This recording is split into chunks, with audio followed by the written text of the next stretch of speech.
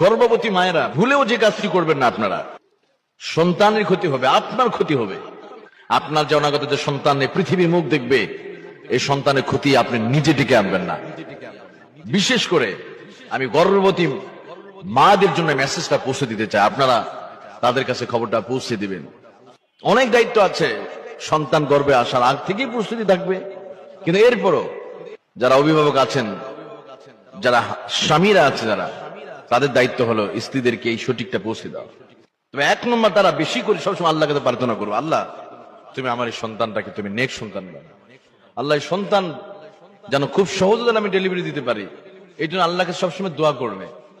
আর সন্তান যাতে নেককার হয় এই জন্য কোরআনের শিখানো দোয়াটা পড়বে। কোন দোয়াটা? যেটা নবী ইব্রাহিম আলাইহিস সালাম পড়েছেন।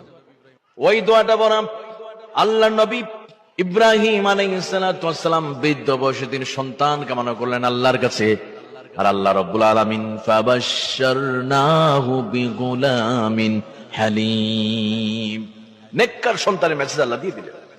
ইব্রাহিম আলাইহিস সালাম নেককার সন্তানের জন্য দোয়া চেয়েছেন। আমরা নেককার সন্তানের জন্য আমরা বিভিন্ন জায়গায় দরগায় দুর্গায় তাবিজ করি, মান্নত করি, কিন্তু আল্লাহর কাছে চাই না। আল্লাহর সেখানে দোয়াটা অ্যাপ্লাই করি না আমরা, যেটা নবী ইব্রাহিম সালাম নিজেই যে দোয়াটা অ্যাপ্লাই করেছেন, এই দোয়াটা আমরা অ্যাপ্লাই করি না। নবী ইব্রাহিম আলাইহিস সালাম তিনি যে দোয়াটা করেছিলেন, রব্বি হাবলি মিনাস সালিহিন, আয় আল্লাহ তাআলা তুমি নেককার পরেজগার আল্লাহওয়ালা সন্তান তুমি আমার দিয়ে দাও, আমার কুলটা তুমি সুন্দর করে দাও। এই দোয়া চাইবেন, অর্থাৎ আল্লাহর কাছে চাওয়া, মানুষের কাছে নয়, কোনো দরগায় নয়, কোনো দুর্গায় নয়, কোনো তাবিজের মাধ্যমে নয়, সরাসরি আল্লাহর কাছে চাইবেন, আল্লাহ তুমি নেককার একটা সন্তান দিয়ে দাও।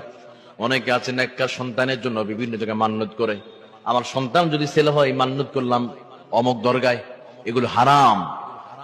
যদি মান্নত করেন আল্লাহর ঘরে করবেন, যে আল্লাহ আমার যদি একটা নেককার সন্তান হয়, একটা সন্তান জন্ম হয়, যদি স্বাভাবিকভাবে যদি খালাস করতে পারি, তাহলে আমি একটা মুরগি, একটা ছাগল আমি মসজিদের ছাদের জন্য আমি দান করবো, মসজিদে একটা ফ্যান কিনে দেব, এইটা কথা। কিন্তু অমুক জায়গায় অমুক মাজারে দেখবেন এরা তো নামাজ পড়ে না, কিন্তু লাল শালু কাপড় পোশাক পরে থাকে, চুলগুলো অনেক বড়, অর্থাৎ মুখতে চেহারাতে দুর্গন্ধ, মানে প্রাণীদের মতো তাদের আচরণ।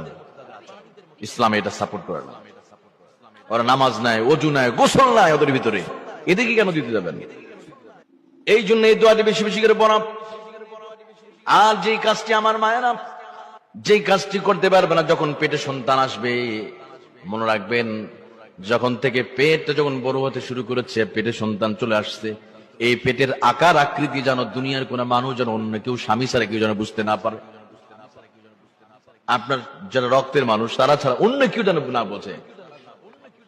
অর্থাৎ গর্ভের সন্তান নিয়ে 3 মাসের 4 মাসের বাচ্চা নিয়ে রাস্তায় খুব কম বের হবেন প্রয়োজন ছাড়া।